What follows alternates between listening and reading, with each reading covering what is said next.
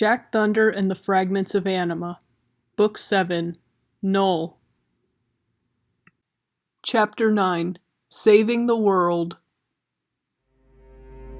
Jack Thunder strained fruitlessly against the Heart of Darkness's grip. He never wanted it to end like this. Quit struggling, Storm Gremlin. It's over. It isn't over until it's over. Look at them. Jack Thunder reluctantly turned his head towards his teammates. His heart dropped. Buckthorn, Shadowpaws, Snotter, Kirami, and Saturn had all fallen unconscious. They hung listlessly from the heart's tendrils, their forms dull and lifeless. All the anima had been sucked out of them. The fragments of anima, save for Stormbringer and Jack Thunder's grasp, lay scattered across the ground, flickering faintly. Even their power couldn't stand up to the Heart of Darkness. It was enough to drain all the strength from his body. They may as well be dead, Jack. You doomed them to this fate, and now you'll join them. Even through his despair, Jack Thunder turned to face the Heart of Darkness. Why? The Heart's expression visibly morphed into one of confusion. Why what? Why are you doing this? Don't you remember? The superior Wendigo paused. After some time, it spoke. Remember? Oh, I remember quite well. I spent 10 years rotting away in this horrid place. 10 years! You had to be stopped. That wasn't our fault, Jack Thunder protested. The Heart of Darkness was in no mood to listen. I won't go back in the dark! I won't! Deep red light swirled around the tendrils that held each member of the team fast. Jack Thunder clenched his eyes shut, fighting back tears. This was it. He'd failed. He braced himself for the final shock that would take his life. Except it never came. He felt the Heart's grip loosen and drop him to the ground. He heard several thumps as his teammates fell to the ground one by one. Wait, thumps? That wasn't all. Where there was once silence, he could hear people singing? Yes, a soft song cutting through the emptiness. It seemed to grow louder every second. What? Where am... Gah! Jack Thunder heard Shadowpaw's voice behind him. The Nekomata was fully awake and scrambling over to pick up Lethal Joke. The rest were behind him, reaching for their fragments. The song had restored their anima. The Heart of Darkness flopped to the ground, hurling a lake's worth of inky Wendigo mass. No, there isn't supposed to be music! What is happening? The 6 fragments of anima glowed with renewed vigor. It was time for the tides to turn. The Heart of Darkness sent out its tendrils to grab hold of the 6 again, but blades of yellow, green, and red light sliced through them. The little pieces flopped around in the pool of black ink before ceasing to move. The Heart thrashed around, burbling in a pit of ooze. Buckthorn sang a 3-note melody, and a tide of water swept the tendril pieces and wet Wendigo substance away. Still, the Heart would not be deterred. Pieces of itself split off, morphing into sharks in the water. These homed in on Buckthorn, baring their sharp teeth. Jack Thunder yanked Buckthorn up on the cloud he was standing on before throwing a lightning bolt at the water below. The sharks screamed and flailed, popping like corn as they were electrocuted. The tide went out, leaving behind 4 stunned fairies, 3 of them glaring up in annoyance at the storm gremlin. Saturn just cackled maniacally.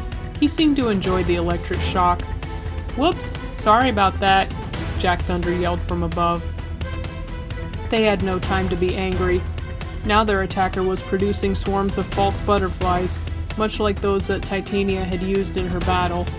Kirami slashed and burned through them, painting the scene in brilliant reds and golden yellows as she set their wings alight. It went on like this for a while. The Heart of Darkness was really pulling out all stops now.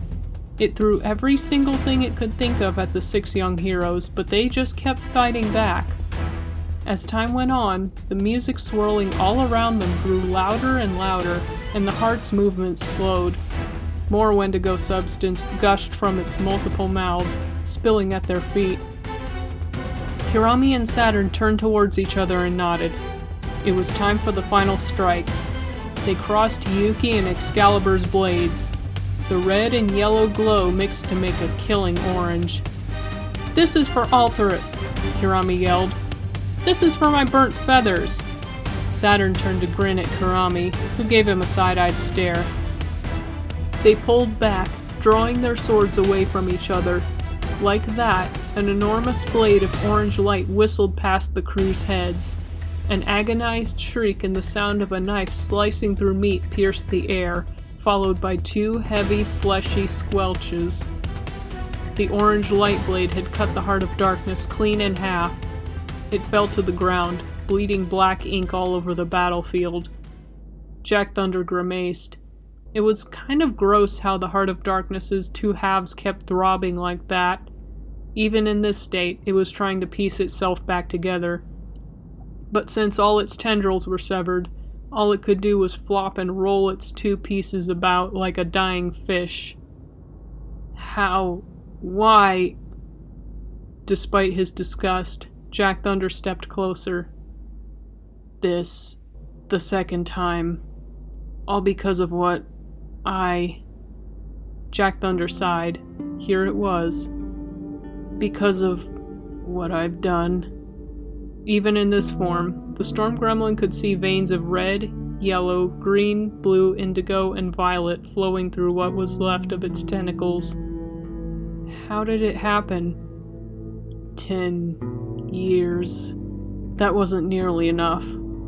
All because I wanted too much." It paused. "They were a lot like you." The others couldn't believe what they were hearing. One by one, they came to Jack Thunder's side. Even Snotter seemed to have found some sympathy for the heart as she stood between Buckthorn and Kirami. "Would you go back if you could?" "Why are you even asking? It's too late now. Don't you hate me?" "I don't hate you. And I have something that can help." "Help? How?" The heart's voice suddenly softened. "Heaven's Transformation. It's a spell that can transform a Wendigo into a Fenghuang. But you'd have to hold on a little bit while we cast it on you. Can you do that?" Heaven's Transformation.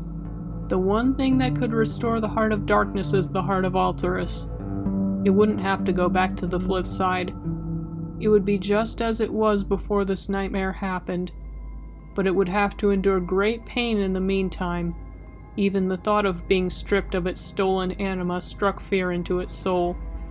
Was it really worth it? Eventually, it answered. "I'm willing." That's all we needed to hear. Jack Thunder finished.